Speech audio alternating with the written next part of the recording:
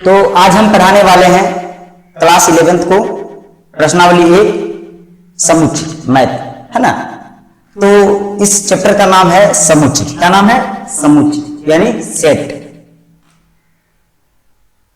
Chapter का नाम क्या है? समुच्चय।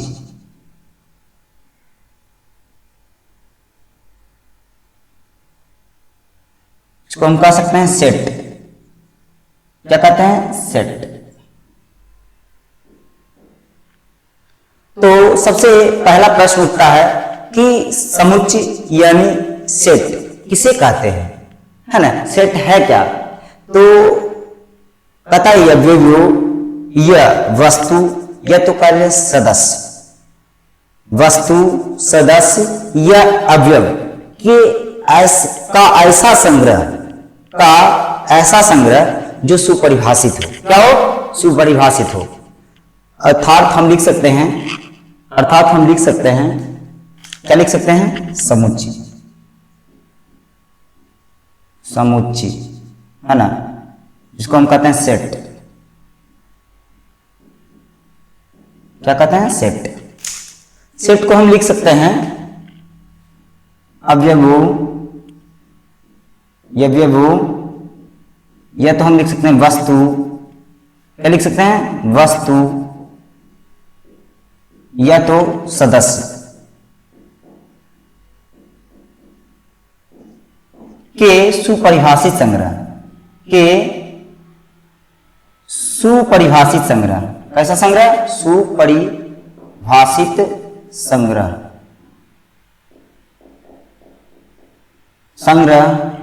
सुपरिभाषित संग्रह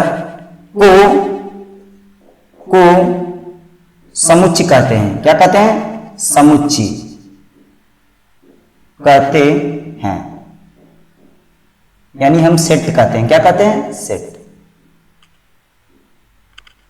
कहता है अवयव या वस्तु या तो सदस्य के सुपरिभाषित संग्रह। सुपरिभाषित का अर्थ हुआ जो व्यक्ति के अनुसार से ना बदले, है ना, जो व्यक्ति के अनुसार से ना बदले। सुपरिभाषित का अर्थ क्या होता है? जो व्यक्ति के अनुसार ना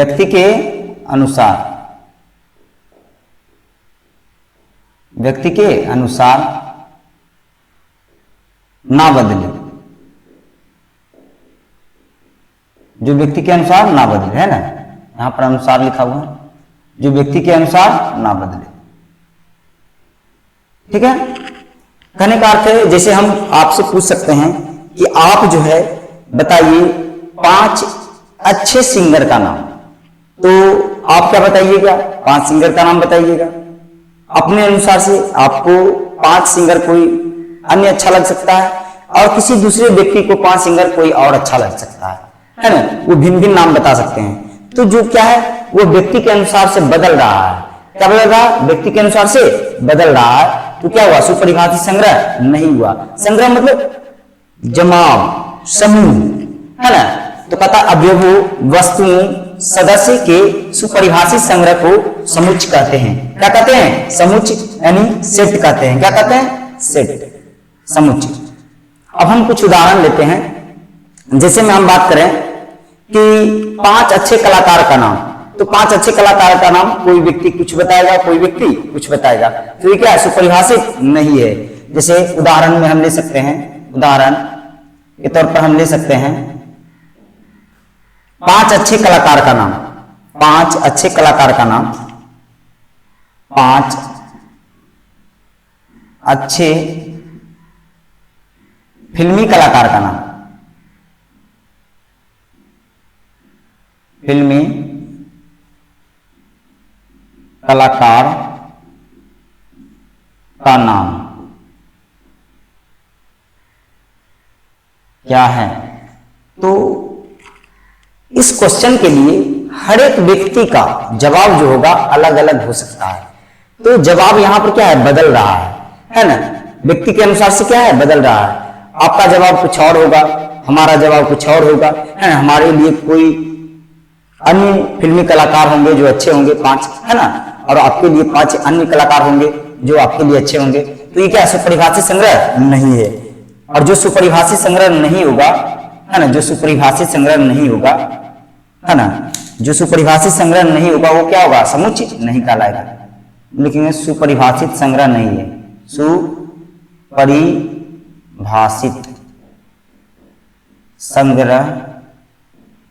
संग्रह नहीं है, अतः यह समुच्चय नहीं है, अतः यह समुच्चय नहीं है, सेट नहीं है, सेट नहीं है। ठीक है, क्लियर है। कहता 5 अच्छे फिल्मी कलाकार का नाम बताएं, क्या होगा, तो कहता है ये सुपरिभाषित संग्रह नहीं है, क्योंकि यह हर एक व्यक्ति के लिए बदल रहा है ना, तो इसे हम समुच्चय नहीं कह सकते हैं, समुच्चय नहीं कह सकते हैं। अब आपसे हम पूछ दिए कि बताइए 5 लगातार, है ना, शुरुआत से, आरंभ से 5 लगातार सप्ताह का नाम बताइए। किसका नाम, सप्ताह का नाम, है ना। जैसे उदाहरण में है कि 5 लगातार 5 लगातार आरंभ से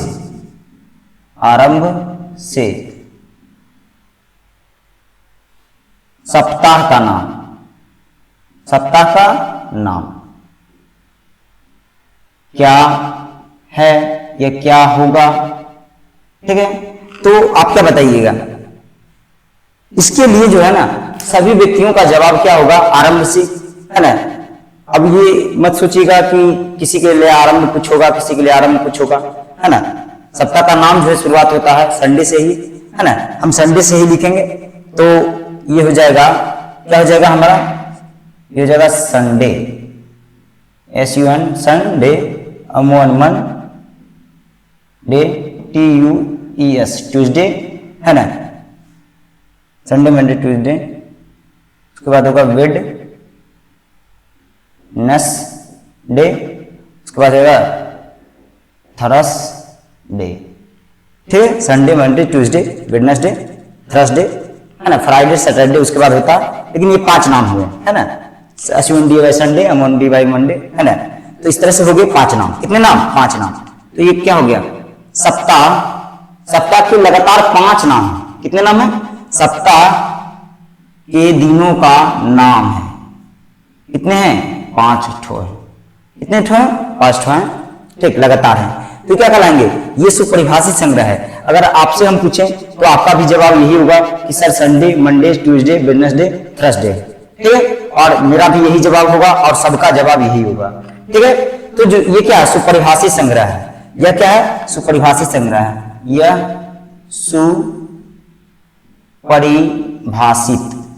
सुपरिभाषित संग्रह है। और जो सुपरिभाषित संग्रह होगा उसे हम क्या कहेंगे, समुच्चय, है ना। अतः यह समुच्चय, अतः यह संग्रह समुच्चय क्या होगा, समुच्चय है। चलिए ठीक है, तो ये हो गया हमारा समुच्चय और असमुच्चय, है ना। मतलब जो सुपरिभाषित संग्रह नहीं है वो क्या कहलाएंगे, असमुच्चय कहलाएंगे, वो समुच्चय नहीं है। ठीक है, अब हम उसके बाद हम पढ़ेंगे समुच्चयों का निरूपण। तो समुच्चयों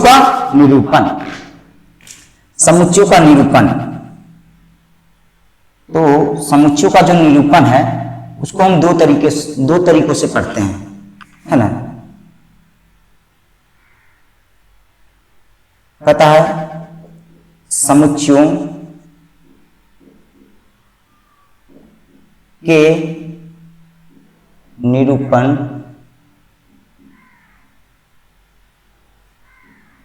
करने की 2 विधियां हैं। कितनी विधियां हैं, 2 विधियां हैं, 2 विधियां हैं। कितनी विधियां हैं, 2 विधियां हैं, 2 विधियां हैं। कौन कौन है? तो सबसे पहला है रोस्टर रूप, है ना। क्या है? रोस्टर रूप, है ना, इसको हम कहते हैं रोस्टर रूप। ठीक है, रोस्टर रूप, या तो हम इसको कहते हैं, क्या कहते हैं? रोस्टर रूप। या तो हम इसको कहते हैं सारणीबद्ध रूप, सारणीबद्ध रूप, सारणीबद्ध रूप। फिर दूसरा में है समुच्चय निर्माण रूप। दूसरा में क्या है? समुच्चय निर्माण रूप, समुच्चय निर्माण रूप।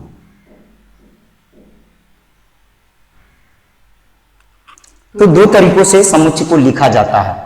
कितने तरीकों से? दो तरीकों से।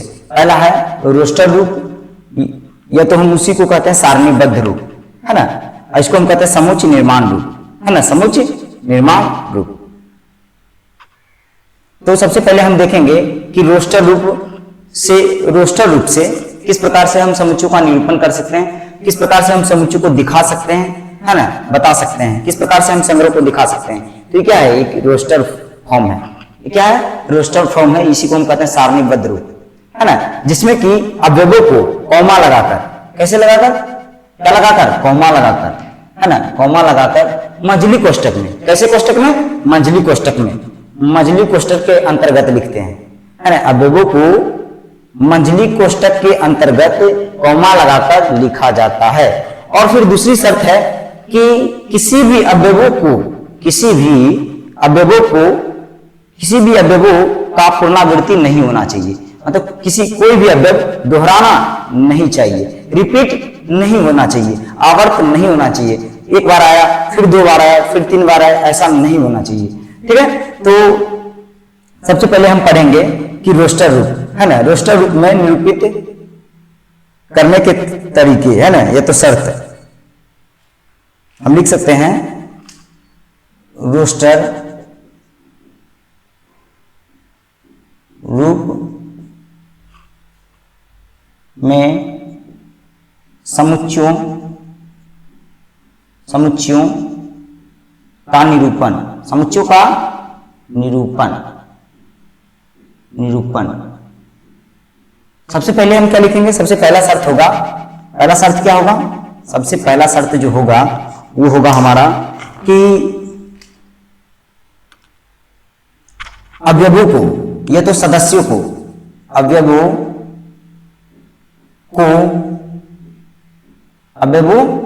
को मंझली कोष्ठक, है ना, मंझली कोष्ठक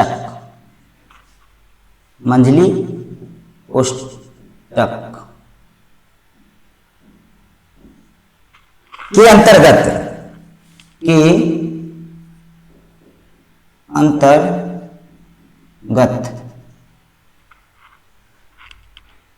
अंतर्गत का अर्थ हुआ अंदर, है ना, के अंदर कॉमा लगाकर। कैसे लिखते हैं? कॉमा लगाकर। जैसे ये मंझली कोष्ठक है और इसमें अवयव लिखे गए हैं और सभी में क्या है? कॉमा लगा हुआ है, कॉमा लगा हुआ है ना। तो कहता है अवयवों को मंझली कोष्ठक के अंतर्गत, मतलब अंदर, है ना, कॉमा लगाकर। कैसे बाबू? कॉमा लगाकर लिखा जाता है ना, के अंदर कॉमा लगाकर लिखा जाता है,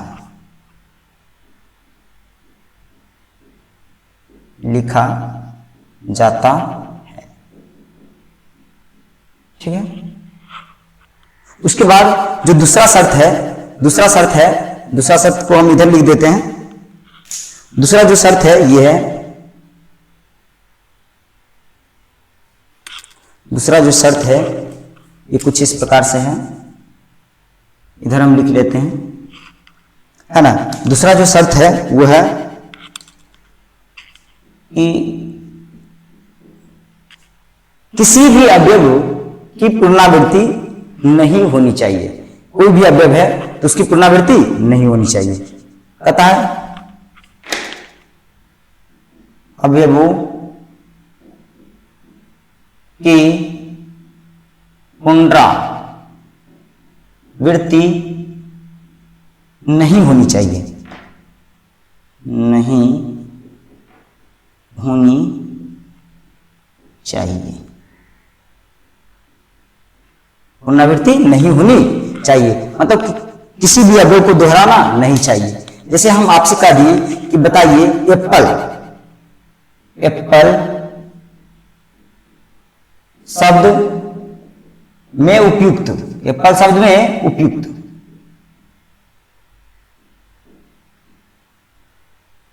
उपयुक्त अक्षरों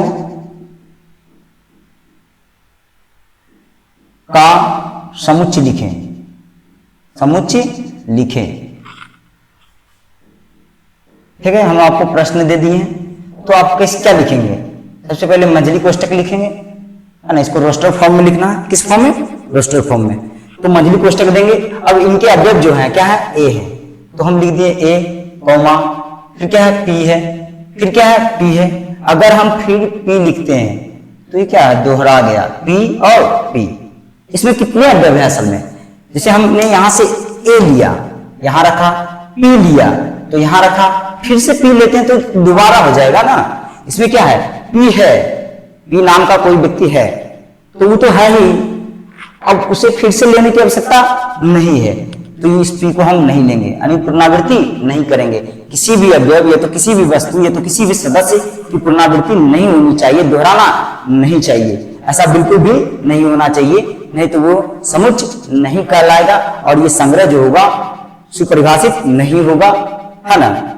इसको हम समुच्चय नहीं कहेंगे। तब जब हम पुनरावृत्ति कर देंगे तब, अतः पुनरावृत्ति नहीं होना चाहिए। A comma P comma L comma E, ठीक है, तो ये नियम है। और तीसरा जो नियम है वो बड़ा मजेदार है। कई लोगों को लगता होगा कि पहले ए लिखना है, फिर पी लिखना है, उसके बाद ये एल लिखना है, उसके बाद ई लिखना है। नहीं, ये पूरी तरह से गलत है। ये जरूरी नहीं है कि पहले ए लिखें, फिर पी लिखें, फिर एल लिखें, फिर ई लिखें।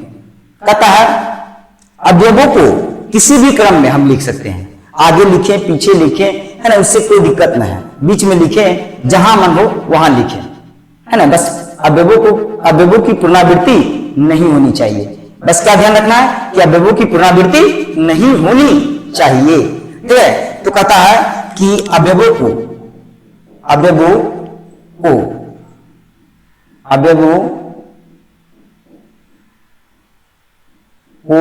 किसी भी क्रम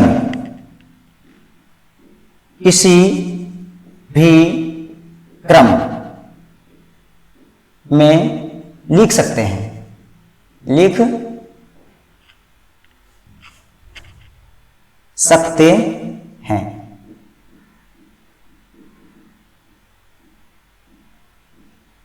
जैसे मेरा मन हो गया कि इस तरह से एप्पल का जो समुच्चय बन रहा है, इस तरह से हम इसको इस तरह से लिखें तो लिख सकते हैं ए, फिर comma L, comma P, comma ई, है ना, फिर मंझली कोष्टक लगा देंगे, ठीक है। थोड़ा सा सभी लोगों को जो ये सेट का जो है मंझली कोष्टक लिखने में इसको दिक्कत होता है, थोड़ा सा एक दो बार प्रैक्टिस करने से हो जाएगा, है ना। ये सबके साथ होता है, ठीक है। तो ये क्या है? रोस्टर रूप में निरूपित करने की शर्तें हैं कि सबसे पहले क्या करना है? अवयवों को मंझली कोष्टक के अंदर लिखना है ना। कैसे लिखना है? तो कॉमा लगाकर लिखना है। कॉमा लगाकर कैसे लिखना है? कॉमा लगाकर लिखा जाता है। अब उसके बाद कहता है अवयवों की पुनरावृत्ति नहीं होनी चाहिए, मतलब एक ही अवयव दो बार नहीं आने चाहिए, ऐसा बिल्कुल भी नहीं होना चाहिए। अब कहता है अवयवों को किसी भी क्रम में, ये तो बढ़ते क्रम में, घटते क्रम में, तो ये तो आगे ये तो पीछे लिख सकते हैं, उससे कोई दिक्कत नहीं है, ठीक है।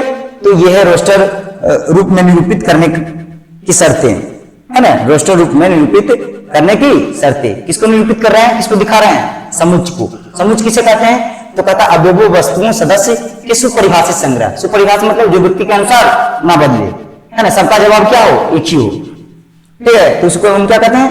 संग्रह। उस संग्रह को हम क्या कहते हैं? समुच्चय कहते हैं। क्या कहते हैं? समुच्चय कहते हैं। जैसे 5 अच्छे फिल्मी कलाकार का नाम बताएं तो क्या है? सुपरिभाषित संग्रह नहीं है ना। हमारे लिए 5 अच्छे कलाकार कोई और हो सकते हैं, आपके लिए 5 अच्छे कलाकार कोई और हो सकते हैं, तो क्या है? सुपरिभाषित संग्रह नहीं है। और जो सुपरिभाषित संग्रह है वो क्या कहलाएगा? समुच्चय कहलाएगा। समुच्चय को हम दो तरीकों से निरूपित करते हैं, कैसे? तो पहला है रोस्टर रूप से, है रोस्टर रूप, ये तो इसको हम क्या कहते हैं, सारणीबद्ध रूप, है ना। इसमें क्या करते हैं, अवयवों को मंजली कोष्टक के अंतर्गत कॉमा लगाकर लिखते हैं। कैसे लिखते हैं? कॉमा लगाकर लिखा जाता है, ठीक। और इनके अवयवों की पुनरावृत्ति नहीं होनी चाहिए, और अवयवों को किसी भी क्रम में हम लिख सकते हैं, किसी भी क्रम में, आगे या पीछे, उससे कोई दिक्कत नहीं है। अब उसके बाद जो है हम कुछ उदाहरण ले लेते हैं, कुछ कि समुच्चय है या नहीं है, सुपरिभाषित संग्रह है या नहीं है। जो सुपरिभाषित संग्रह होगा वो समुच्चय कहलाएगा, और जो सुपरिभाषित संग्रह नहीं होगा वो बिल्कुल भी समुच्चय नहीं कहलाएगा, ठीक है। तो हम इसको मिटा लेते हैं सबसे पहले।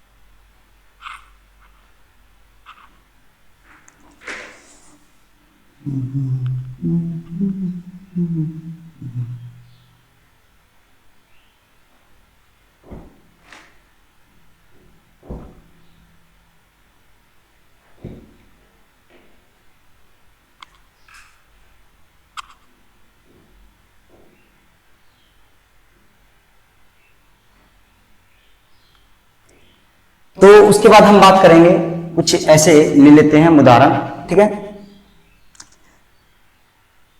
जैसे में हम 5 उदाहरण लेते हैं,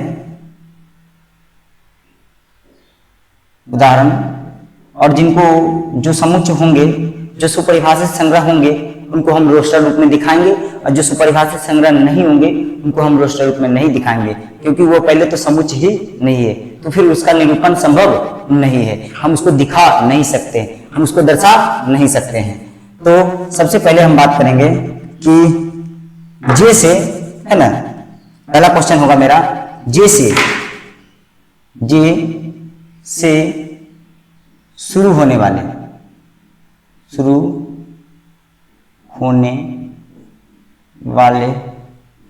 महीनों का नाम क्या है ना।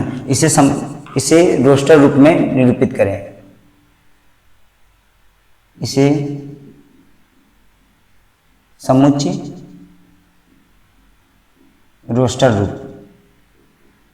रोस्टर रूप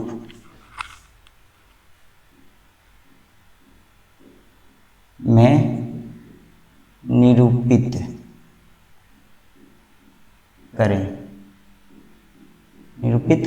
करें, ठीक है। काफी गर्मी है, बहुत ज्यादा गर्मी है ना। फैन चला देने के बाद जो है आवाज ज्यादा आता है, ठीक है। तो कहता है जे से शुरू होने वाले महीनों का नाम क्या है, इसे समुच्चय रोस्टर रूप में निरूपित करें। समुच्चय रोस्टर रूप में, मतलब समुच्चय के रूप में दिखाना है, और किस फॉर्म में, रोस्टर रूप में दिखाना है। तो जे से शुरू होने वाले, जे से कौन होगा, सबसे पहले जनवरी, है ना, जनवरी हो जाएगा, और क्या हो जाएगा, जनवरी के बाद जून, और क्या हो जाएगा, जुलाई, जनवरी, फरवरी, मार्च, अप्रैल, मई, जून, जुलाई, अगस्त, सितंबर, अक्टूबर, नवंबर, दिसंबर, और तो कोई नहीं है। ये 3 है, जनवरी है, जून है और जुलाई है ना। यही 3 है जो जे अक्षर से प्रारंभ होने वाले हैं। अंतिम में हम कॉमा नहीं लगाएंगे, यहां लगाएंगे कॉमा, है ना। हमने क्या किया, मंजली कोष्टक में लिखा, ठीक है। उसके बाद क्या है, सभी अवयव को इसके अंदर लिखा और कॉमा लगाते गए, है ना। और इसके अवयवों को हमने इसके अवयवों की पुनरावृत्ति हमने नहीं की, मतलब हमने जनवरी 2 बार नहीं लिखा, है ना। तो ये क्या हुआ, ये हो गया समुच्चय, ये क्या हो गया, समुच्चय। अब आगे हम बात करते हैं, समुच्चय हो गया, और एक उदाहरण ले लेते हैं। जैसे उदाहरण ले लेते हैं, क्या उदाहरण ले लेते हैं, उदाहरण के तौर पर हम ले लेते हैं कि 5 अच्छे गणित पुस्तक का नाम लिखें। नाम लिखें और समुच्चय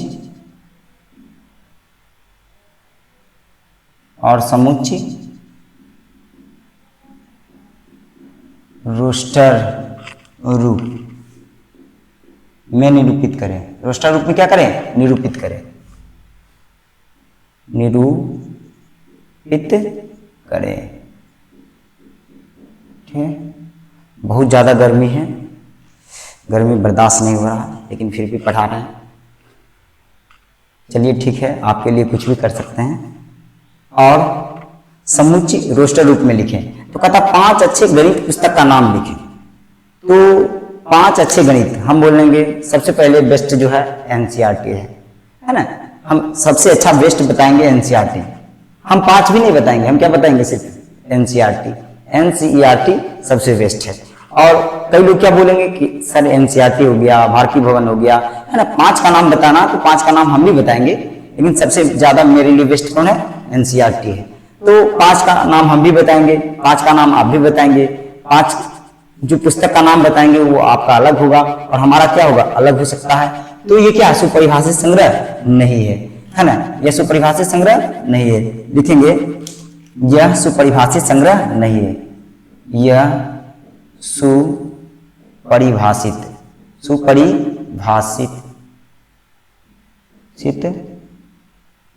संग्रह नहीं है। सुपरिभाषित संग्रह नहीं है। अतः यह सेट नहीं है। अतः यह समुच्चय नहीं है। समुच्चय नहीं है। अतः यह समुच्चय नहीं है। ठीक है। तो क्या है? समुच्चय नहीं है। इसको हम समुच्चय नहीं कर सकते हैं। समुच्चय कभी भी नहीं कर सकते हैं। यह समुच्चय नहीं है ना। तो इसका हम निरूपण भी नहीं कर सकते हैं। रोस्टर रूप में भी इसको नहीं लिख सकते हैं, क्योंकि यह समुच्चय है ही नहीं। यह सुपरिभाषित संग्रह नहीं है, क्योंकि ये व्यक्ति के अनुसार से बदल रहा है, तो यह समुच्चय नहीं है।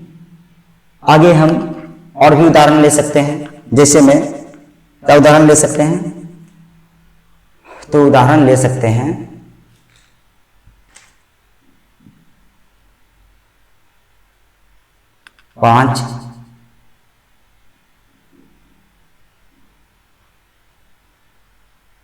5 लगातार आरंभ से लगातार 5 आरंभ से लगातार प्राकृतिक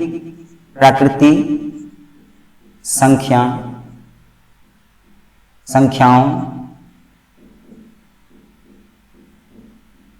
को लिखें और रोस्टर रूप में निरूपित करें। रोस्टर रूप में क्या करें? निरूपित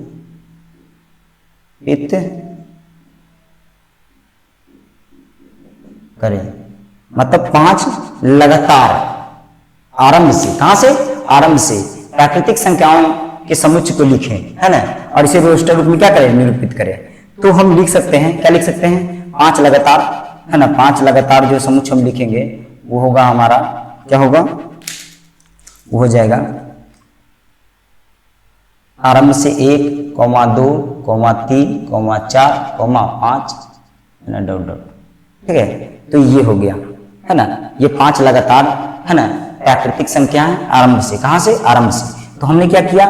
मंझली कोष्टक में अवयवों को कॉमा लगाकर किसी भी पुनरावृत्ति में लिख सकते हैं। हमने हालांकि क्रम के अनुसार से लिखा। मेरा मन होगा तो बढ़ते क्रम में, घटते क्रम में, ये तो किसी भी क्रम में लिख सकते हैं, इसमें कोई मनाही नहीं है। मेरा मन होगा तो हम लिखें 5, 4, 2, 1। ये तो मेरा मन हो गया कि हम लिख दें 1, 5, है ना, 3, 4, ये सब लिख दें, है ना। इसमें 3 छूट गया था, 3। तो इस तरह से किसी भी तरह से लिख सकते हैं, ठीक है। तो ये क्या हुआ, सुपरिभाषित संग्रह। कैसा संग्रह, सुपरिभाषित संग्रह। जो सुपरिभाषित संग्रह होगा वह समुच्चय होगा। आप लिखकर हमसे ले लीजिए, है ना। जो क्या है, सुपरिभाषित है, जो व्यक्ति के अनुसार से नहीं बदल रहा है, वो क्या है, वो समुच्चय है, वो समुच्चय है। और जो सुपरिभाषित संग्रह नहीं है, जिसको हम सुपरिभाषित संग्रह नहीं कर सकते हैं, वो समुच्चय नहीं है, वह सेट नहीं है, ठीक है, वह सेट नहीं है। अब हम ज्यादा उदाहरण नहीं लेते हैं, 1 2 3 उदाहरण भी काफी है ना। बोले तो 5 उदाहरण लेंगे। चलिए ठीक है, आगे बढ़ते हैं।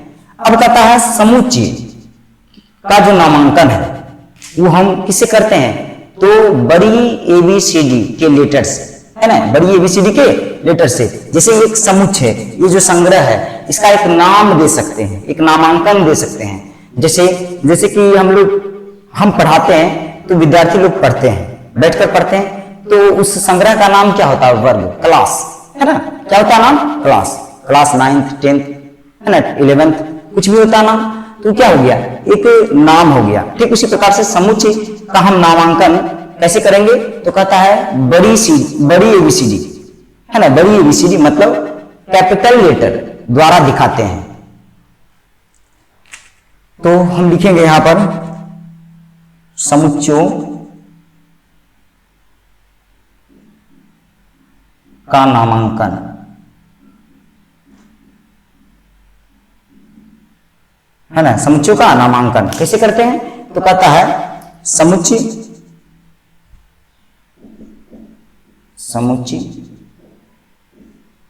को, है ना, A to Z मतलब A से लेकर Z, समुच्चय को, सेट को, है ना, A से लेकर Z के अक्षरों के कैपिटल अक्षर, कैसा अक्षर, कैपिटल अक्षरों, लेटरों, है ना, लेटर्स, है ना, अक्षरों से दर्शाते हैं। क्या करते हैं, दर्शाते हैं।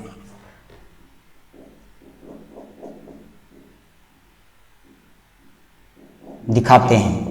जैसे यह एक सेट है, तो इस सेट का हम नाम दे सकते हैं ए। इस पूरे संगठन का नाम हमने क्या दे दिया, ए। क्या नाम दे दिया, ए। अब कहता है अवयवों का नामांकन, अवयवों का नामांकन। तो देखिए इसमें जितने भी अवयव हैं, सभी अवयव का नामांकन जो होगा एक ही होगा। क्या होगा, एक होगा। तो क्या होगा सर, तो यहां पर क्या है, समुच्चयों का जो नाम है वो कैपिटल अक्षर है, ABCD, है ना, A to Z तक।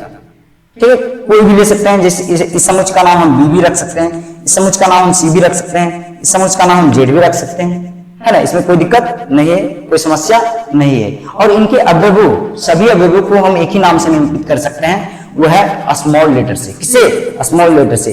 A to Z मतलब ABCD के स्मॉल लेटर से हम निरूपित कर सकते हैं। किनके, इनके अवयवों का, इनके अवयवों को, है ना, इनके अवयवों को। कहता है समुच्चयों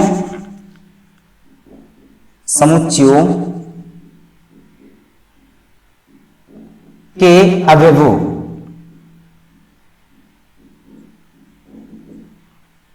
समुच्चयों के अवयवों, समुच्चयों के अवयवों के बारे में हम लिखेंगे कि अवयवों को A to Z मतलब A से लेकर Z तक के स्मॉल लेटर, कैसे लेटर, स्मॉल लेटर से दर्शाते हैं, ठीक है। ये आपको जो है ना, ये काम देगा, है ना। अवयवों को हम A to Z मतलब ABCD के स्मॉल लेटर से दर्शाते हैं, है ना, ABCD के स्मॉल लेटर से दर्शाते हैं। ये आपको काम देगा समुच्चय निर्माण रूप में। किस रूप में, समुच्चय निर्माण रूप में, है ना। समुच्चयों को निरूपित करने की 2 विधियां हैं, रोस्टर विधि जिसको हम कहते हैं सारणीबद्ध विधि, है ना, और एक विधि है समुच्चय निर्माण विधि। तो अभी हम समुच्चय निर्माण विधि नहीं पढ़े, है ना, उसका अध्ययन भी करेंगे। ठीक है, तो ये है। ठीक, अब हम आगे बढ़ते हैं।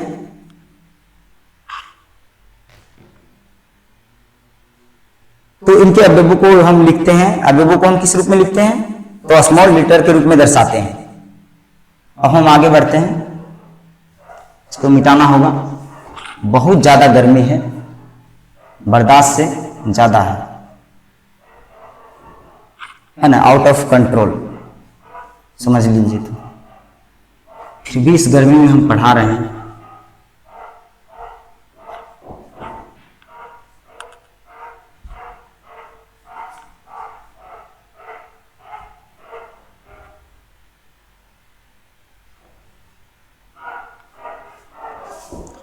अब देखिए, ऐसा भी तो हो सकता है कि कोई संगठन है। ठीक, मेरे पास 4 मार्कर है, 3 मार्कर है, सॉरी 3 मार्कर है, ब्लैक, रेड और ब्लू, है ना, ब्लैक, रेड और ब्लू। अब आप हमसे कहिए कि सर ये तीनों मार्करों का जो आपके पास समुच्चय है, ठीक, तो आप हमें जो है वो ग्रीन वाला मार्कर दीजिए। तो क्या हम आपको दे पाएंगे? नहीं दे पाएंगे, क्योंकि इस समुच्चय से ग्रीन अवयव सम्मिलित नहीं है, इसमें सम्मिलित नहीं है, इस जाति से नहीं आ रहे हैं, है ना, इस संगठन से नहीं आ रहे हैं। जैसे मान लीजिए मेरे पास एक समुच्चय है, क्या समुच्चय है? समुच्चय का नाम ले लेते हैं सी, कलर से, है ना, कलर है मेरे पास, कलरों का समुच्चय, मार्करों के कलरों का समुच्चय। पहला क्या है बाबू? ब्लू, फिर क्या है? ब्लैक, फिर क्या है? रेड, है ना, रेड। ठीक है, तो आपके पास ये है। तो सी जाति से कौन कौन आ रहा है? सी जाति से कौन कौन आ रहा है? तो सी जाति से ब्लू मार्कर आ रहा है। सी जाति से कौन कौन आ रहा है? तो सी जाति से ब्लैक मार्कर आ रहा है। और सी जाति से किसी कौन आ रहा है? रेड मार्कर आ रहा है। लेकिन सी जाति से ग्रीन मार्कर नहीं आ रहा है ना। तो जो आ रहा है उसको हम कैसे लिखेंगे, और जो नहीं आ रहा है उसको हम कैसे लिखेंगे? ठीक है, तो इसके लिए एक सिंबल आता है, चिन्ह आता है, उसको हम कहते हैं बिलोंग्स टू। क्या कहते हैं? बिलोंग्स टू, है ना, इसको हम कहते हैं बिलोंग्स टू, बिलोंग टू। इसका अर्थ होता है सम्मिलित होना। क्या होना? सम्मिलित होना, है ना, सम्मिलित होना, सम्मिलित होना। ठीक है, इसका अर्थ होता है सम्मिलित होना। और चलिए सर, ठीक है, तो सी बिलोंग्स टू ब्लू, ये बात सही है ना। C belongs to black, C belongs to red, है ना, सी बिलोंग्स टू रेड कर दीजिएगा, है ना, इस जाति से आ रहा है, बिलोंग कर रहा है। जैसे हम क्या है, हम जो है रावत जाति से, महतो जाति से बिलोंग कर रहे हैं। किस जाति से? महतो जाति से बिलोंग करते हैं, है ना। कई लोग जो है अन्य जाति से बिलोंग करते हैं। ठीक, तो अलग अलग व्यक्ति जो है अलग अलग जाति से बिलोंग करते हैं। ठीक, और कोई जो है किसी जाति से बिलोंग नहीं कर रहा है और आप उसको कहिएगा कि आप इस जाति से बिलोंग करते हैं, तो कहेगा डज नॉट बिलोंग्स टू, मतलब हम इस जाति से बिलोंग नहीं करते हैं। तो यहां पर हम लिख सकते हैं, क्या लिख सकते हैं? क्या लिख सकते हैं? लिख सकते हैं C belongs to, C belongs to, है ना, ब्लू। क्या लिख सकते हैं? C belongs to blue, C belongs to blue. ठीक है, फिर उसके बाद हम लिखेंगे C belongs to, C belongs to, C belongs to, है ना, ई के जैसा लिखेंगे, सी बिलोंग्स टू ब्लैक। ठीक है, ब्लैक। ठीक है, उसके बाद हम लिखेंगे C belongs to, C belongs to क्या लिखेंगे? रेड। लेकिन सी बिलोंग्स टू अगर हम लिखते हैं ग्रीन, तो ये क्या होगा? गलत होगा, है ना, ये बात क्या है? गलत है। तो इसके लिए क्या आएगा? ग्रीन जो है वो सी से बिलोंग नहीं कर रहा है, तो फिर सर इसके लिए क्या आएगा? तो इसके लिए आएगा डज नॉट बिलोंग्स टू। क्या आएगा? डज नॉट बिलोंग्स टू, है ना, डज नॉट। जैसे इक्वल टू का सिंबल क्या होता है? बराबर, है ना, बराबर का सिंबल है, इक्वल का है। डज नॉट इक्वल का क्या होता है? Not equal to, not equal का क्या होता है? सिंबल ये होता है। ठीक उसी प्रकार से यहाँ पर क्या है? बिलोंग का ये सिंबल होता है। तो डज नॉट बिलोंग का क्या होगा? बस हम इसको क्या करेंगे? कट कर देंगे, है ना। तो कहता है डज नॉट बिलोंग्स टू, इसको हम क्या पढ़ते हैं? Does not belong, does not belong to, does not belong to मतलब वो इस जाति से नहीं आ रहा है। किस जाति से नहीं आ रहा है? तो ग्रीन जो है सी जाति से नहीं आ रहा, तो इसको हम लिख सकते हैं C does not belongs to green, है ना। क्लियर है? क्या बात क्लियर है बाबू? चलिए ठीक है, आगे हम बढ़ते हैं। अब हम पढ़ेंगे कौन सा रूप? तो हम पढ़ेंगे अब समुच्चय निर्माण रूप। कौन सा रूप? समुच्चय निर्माण रूप।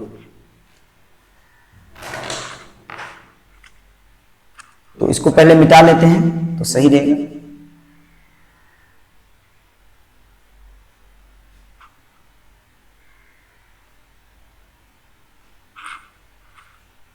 समुच्चय निर्माण रूप पढ़ने से पहले जो है हम कुछ ऐसे समुच्चय के बारे में जान लेते हैं जो हम पिछली कक्षा में भी पढ़ चुके हैं। जैसे प्राकृतिक संख्या, पूर्ण संख्या, पूर्णांक संख्या, परिमेय संख्या, अपरिमेय संख्या, वास्तविक संख्या, ये सब क्या है? ये सब भी समुच्चय है, ये सब खुद संग्रह है ना। अगर हम पूछेंगे कि बताइए प्राकृतिक संख्याओं का समुच्चय बताइए, सेट बताइए, संग्रह बताइए, तो आप भी बताइएगा 1 2 3 4 5 6 7 डॉट डॉट डॉट अनंत तक, है ना, इंफिनिटिव तक। और सभी व्यक्ति जो है यही बताएंगे। कोई ऐसा नहीं बोलेगा कि प्राकृतिक संख्या क्या बोल देगा कि +-1 +-2 +-3 +-4, ऐसा कोई भी नहीं बोलेगा। सब क्या बोलेगा? 1 2 3 4 5 6 7 8 डॉट डॉट डॉट कहां तक? अनंत तक, है ना। तो यह क्या है? व्यक्ति के अनुसार से नहीं बदल रहा है। तो अब हम देखेंगे कुछ वास्तविक संख्याओं का समुच्चय, है ना। कुछ वास्तविक संख्याओं का समुच्चय, कुछ वास्तविक संख्याओं का समुच्चय, कुछ वास्तविक संख्याओं का समुच्चय, संख्याओं का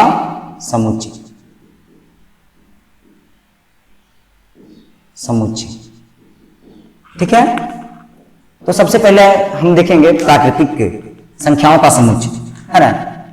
एन, इसको हम पढ़ते हैं सच दैट। क्या पढ़ते हैं? सच दैट, है ना। हालांकि हम लोग जो है समुच्चय निर्माण रूप में भी हम जानेंगे क्या है सच दैट। तो कहता है एन, एन क्या होगा? प्राकृतिक संख्याओं का समुच्चय, प्राकृतिक संख्याओं का समुच्चय, प्राकृतिक संख्याओं का समुच्चय ठीक है। हालत खराब करके रखा है। देखिए आगे हम बताते हैं। तो कहे इसको हम लिख सकते हैं n बिलोंग्स टू। क्या लिख सकते हैं? n belongs to. क्या लिख सकते हैं? 1, 2, 3, 4, 5 डॉट डॉट अनंत तक। कहां तक? अनंत तक। ये क्या हो? n बिलोंग्स टू, है ना। इसको हम लिख सकते हैं ऐसे भी कि n equal to, Manjhli bracket लगाएंगे सबसे पहले, इसको रोस्टर फॉर्म में लिख देते हैं 1, 2, 3, 4, 5 डॉट डॉट कहां तक? अनंत तक। मतलब इसके अवयव क्या है? सीमित नहीं है, इसीलिए इसको हम क्या कहेंगे? अपरिमित समुच्चय। हम ये भी पढ़ेंगे परिमित समुच्चय और अपरिमित समुच्चय। समुच्चय भी कई प्रकार के होते हैं, समुच्चय के प्रकार का हम अध्ययन करेंगे। उसके बाद सबसे पहले हमने क्या पढ़ा? समुच्चय। फिर उसके बाद हमने क्या पढ़ा? समुच्चय का निरूपण, है ना। उसके बाद हमने क्या पढ़ा कि समुच्चय को किस प्रकार से लिखा जाता है ना, उसका निरूपण।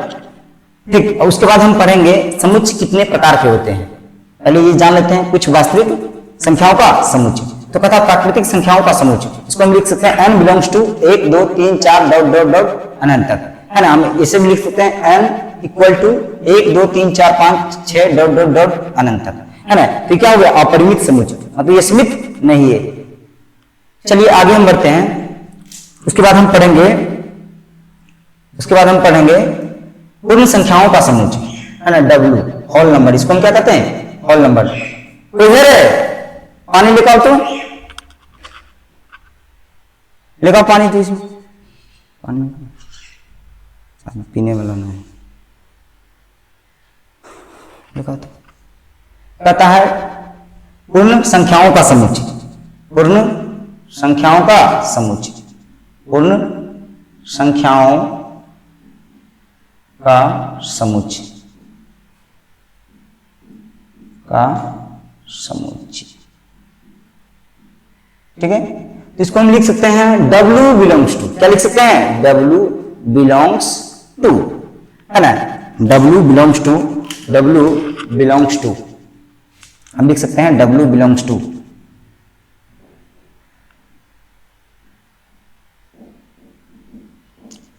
शून्य, 1 2 3 4 5 डॉट डॉट अनंत तक हम पढ़ेंगे।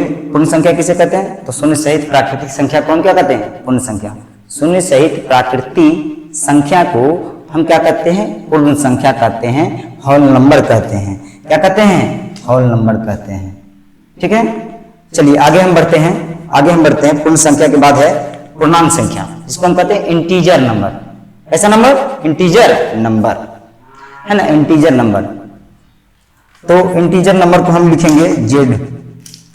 जेड, जेड इस प्रकार है, किस प्रकार है? तो कहता है जेड, जेड पूर्णांक संख्याओं का समुच्चय, पूर्णांक संख्याओं का समुच्चय, पूर्णांक संख्याओं का समुच्चय। इसको हम लिख सकते हैं जेड प्लस, है ना, धन पूर्णांक हम लिख सकते हैं, धन पूर्णांक और ऋण पूर्णांक। पूर्णांक भी दो तरह से होते हैं, एक होता है धन पूर्णांक, एक होता है ऋण पूर्णांक, एक होता है शून्य पूर्णांक, तीन तरह से, है कि नहीं? तो हम लिखेंगे धन पूर्णांक संख्याओं का समुच्चय। तो धन पूर्णांक संख्याओं का समुच्चय क्या होगा? 1 2 3 4 5 6 7 डॉट डॉट डॉट डॉट अनंत तक, है ना। ठीक है, तो इसको हम लिख सकते हैं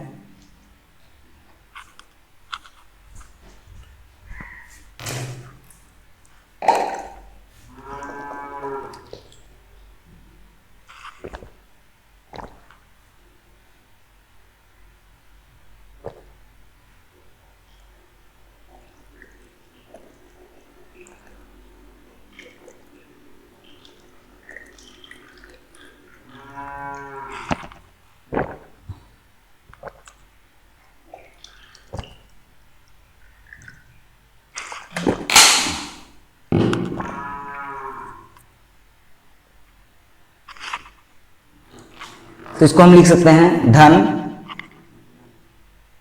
पूर्णांक संख्याओं का समुच्चय, धन पूर्णांक संख्याओं का समुच्चय। तो क्या होगा? Z belongs to, Z belongs to, है ना, इसको हम लिख सकते हैं जेड बिलोंग्स टू क्या होगा? 1 2 3 4 डॉट डॉट कहां तक? अनंत तक। ठीक उसी प्रकार से धन पूर्णांक के बाद होगा, पूर्णांक के बाद हम लिख सकते हैं भाज्य संख्याओं का समुच्चय, सम संख्याओं का समुच्चय, विषम संख्याओं का समुच्चय, अभाज्य संख्याओं का समुच्चय, परिमेय संख्याओं का समुच्चय, अपरिमेय संख्याओं का समुच्चय, है ना। तो वास्तविक संख्या के अंतर जितने भी हैं हम उन सभी को लिख सकते हैं। क्या लिखेंगे उसके बाद?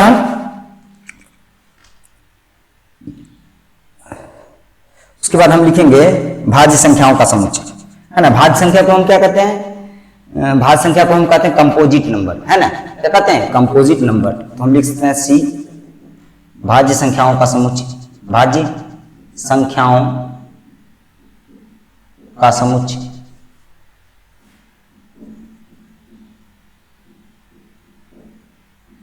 ठीक है, फिर उसके बाद लिख सकते हैं अभाज्य संख्याओं का समुच्चय, इसको हम क्या कहते हैं? प्राइम नंबर, है ना। क्या कहते हैं? प्राइम नंबर, जिसको हम लिख सकते हैं पी अभाज्य संख्याओं का समुच्चय, अभाज्य संख्याओं का समुच्चय, संख्याओं का समुच्चय। ठीक है, उसके बाद हम लिख सकते हैं, क्या लिख सकते हैं? सम संख्याओं का समुच्चय, जिसको हम कहते हैं इवन नंबर, ई सम संख्याओं का समुच्चय, सम संख्याओं का समुच्चय।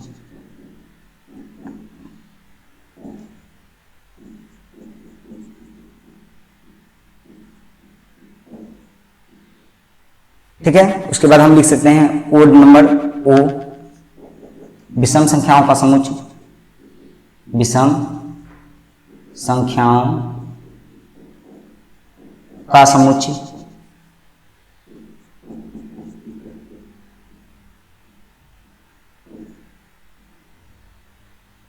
फिर लिख सकते हैं, क्या लिख सकते हैं, परिमेय संख्याओं का समुच्चय, जिसको हम कहते हैं Q प्लस, है ना, Q प्लस लिख सकते हैं। Q प्लस मतलब धन परिमेय संख्या है ना, धन मतलब धनात्मक है ना, धन परिमेय संख्याओं का समुच्चय, संख्याओं का समुच्चय।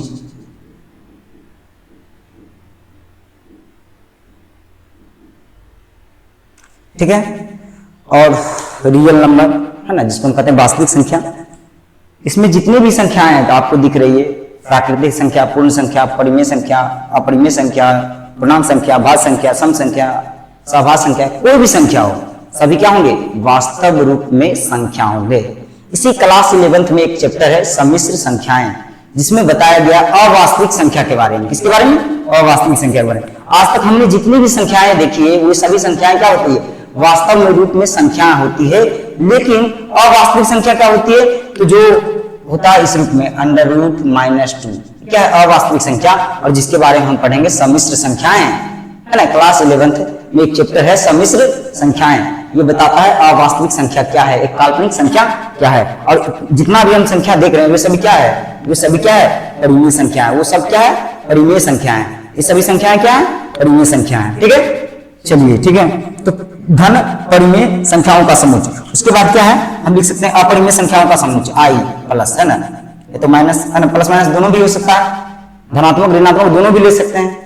ठीक है, तो परिमेय संख्या भी धनात्मक और ऋणात्मक दोनों हो सकते हैं। ठीक है, और अपरिमेय संख्या भी धनात्मक और ऋणात्मक दोनों हो सकते हैं, है ना। ये संभव है, माइनस √3 संभव है, लेकिन √-3 संभव नहीं है। इसको हम कहते हैं अवास्तविक संख्या, जो कि हम सम्मिश्र संख्या में पढ़ेंगे। अब कहता है अपरिमेय संख्याओं का समुच्चय, धन अपरिमेय संख्याओं का समुच्चय, संख्याओं का समुच्चय, संख्याओं का समुच्चय।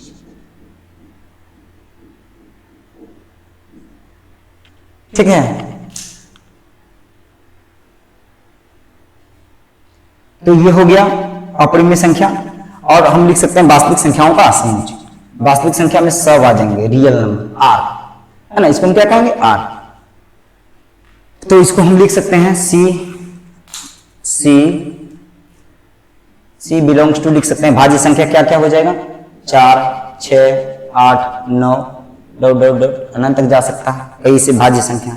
अब अभाज्य संख्या जो है हम लिख सकते हैं, क्या लिख सकते हैं, अभाज्य संख्या को हम P बिलोंग्स टू क्या लिख सकते हैं, 2, है ना, और क्या लिख सकते हैं 3, 5, 7, है ना, कहां तक, अनंत तक। दो ऐसी संख्या है जो सम भी है और क्या है, अभाज्य भी है। तो कई बार आपसे पूछ देगा कि बताइए कि ऐसी सम अभाज्य संख्याओं का समुच्चय लिखें, है ना, सम अभाज्य संख्याओं का समुच्चय लिखें। तो जो सम भी है और अभाज्य भी है कौन है, 2 है, मात्र 2 है। ये बन जाएगा एकल समुच्चय जिसमें एक अवयव हो, है ना, ये भी हम पढ़ाएंगे आगे। तो कहता है ई सम संख्याओं का समुच्चय, इसको हम लिख सकते हैं even number, E belongs to, क्या लिख सकते हैं, ई बिलोंग्स टू 2, 4, 6, कहां तक, अनंत तक। ठीक है, उसके बाद हम क्या लिख सकते हैं, ओ विषम संख्याओं का समुच्चय, इसको लिख सकते हैं ओ बिलोंग्स टू, क्या हो जाएगा, विषम संख्या 1, 3, 5, 7, कहां तक, अनंत तक। उसके बाद है विषम संख्या के बाद है परिमेय संख्या, है ना, परिमेय संख्या। तो परिमेय संख्या भी हो सकता है Q बिलोंग्स टू, क्या लिखेंगे इसको हम, Q बिलोंग्स टू, है ना, कुछ भी हो सकता है, 1, 0, 2/3, बहुत सारा है, ये भी अनंत हो सकता है। अब इसमें अपरिमेय संख्या भी क्या हो सकते हैं, बहुत सारे हो सकते हैं। I बिलोंग्स टू लिख सकते हैं √3, 2.388896 है ना, इसको हम कहते हैं अशांत अनावर्ती आप क्लास 9th और 10th में पढ़ेंगे, है ना। तो ये हो गया कुछ वास्तविक संख्याओं का समुच्चय, कुछ वास्तविक संख्याओं का ये हो गया समुच्चय। उसके बाद हम पढ़ते हैं, उसके बाद हम क्या पढ़ते हैं, समुच्चय निर्माण रूप, समुच्चय निर्माण रूप, समुच्चय निर्माण रूप, है ना। उसके बाद हम पढ़ते हैं समुच्चय निर्माण रूप, ठीक है।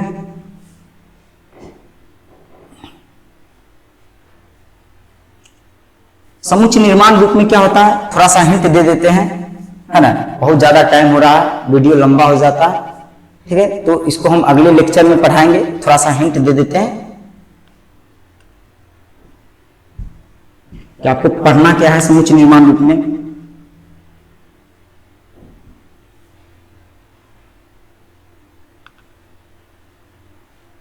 जैसे मेरे पास एक समुच्चय है ना, इसको हम ए से लिखेंगे, बी से लिखेंगे, जिसमें अवयव है 1 2 3 है, ठीक है। तो इसको हम लिख सकते हैं कि इसके अवयव का नाम हम दे दिए x।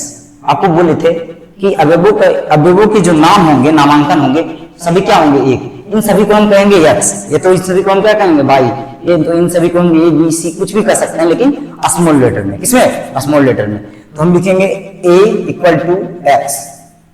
अब उसके बाद लिखेंगे सच दैट, इसको हम कहते हैं सच दैट, सच दैट का हिंदी होता है इस प्रकार। तो x, इनके अवयवों का नाम रख दिए x। उसके बाद लिखेंगे x इस प्रकार है, तो हम पूछेंगे किस प्रकार है ना, x क्या है, कैसा है। तो उसके बाद हम लिखेंगे x belongs to natural number, मतलब ये सभी क्या है, प्राकृतिक संख्या है।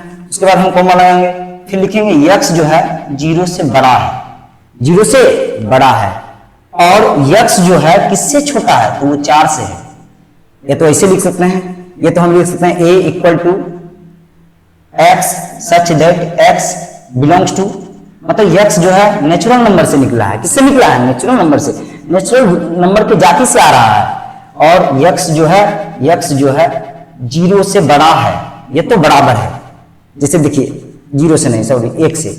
अब देखिए x ये सब है, क्या x जो है 1 से बड़ा है कि नहीं, ये दोनों तो 1 से बड़ा है ना, और 1 के बराबर है ना।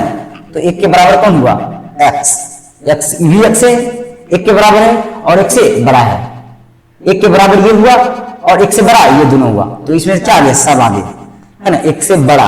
अब बड़ा कहां तक है, तो अनंत तक है, 1 से बड़ा तो बहुत है, 4 भी है, लेकिन इस यहाँ पर प्रतिबंध लगाना है, क्योंकि यहाँ पर 4 है ही नहीं, है ना। तो हम प्रतिबंध किसे लगा सकते हैं कि 4 से छोटा है, 4 से क्या है, छोटा है। ये तो हम ये भी लिख सकते हैं कि 1 से बड़ा है या बराबर है x, और x जो है 3 से छोटा है, 3 से ये सब नहीं छोटा है, देखो तो है ना छोटा, और 3 के बराबर है, इसका मतलब ये हुआ। तो हम इतने तरीकों से हम इसको दिखा सकते हैं, इतने तरीकों से लिख सकते हैं, कॉमा लगा देंगे यहाँ पर, है ना। तो ये हुआ समुच्चय निर्माण रूप, समुच्चय निर्माण रूप। और इसके बारे में हम काफी डिटेल से बात करेंगे नेक्स्ट लेक्चर में। और भी होते हैं समुच्चय निर्माण रूप, होते हैं समुच्चयों के प्रकार होते हैं, परिमित समुच्चय, अपरिमित समुच्चय, एक होता है रिक्त समुच्चय जिसमें कि कोई अवयव होते ही नहीं है, है ना। एक होता है एकल समुच्चय जिसमें एक अवयव होते हैं, एक ऐसा समुच्चय होता है जो समान समुच्चय होते हैं जिनमें 1 2 3 है, तो इसमें भी 1 2 3 होगा, है ना, किसी भी क्रम में लिखाओ, दोनों समान होते हैं। एक होते हैं कि समतुल्य समुच्चय होते हैं, इनमें अवयवों की संख्या 3 है, 3 अवयव है, तो इसमें भी 3 होंगे, जिसको हम कहते हैं समतुल्य। तो इस प्रकार से हम अगले लेक्चर में आगे बढ़ेंगे और विशेष चर्चा करेंगे। आज के लिए इतना ही, है ना। खुश रहिए, मस्त रहिए, है ना। Thanks for watching.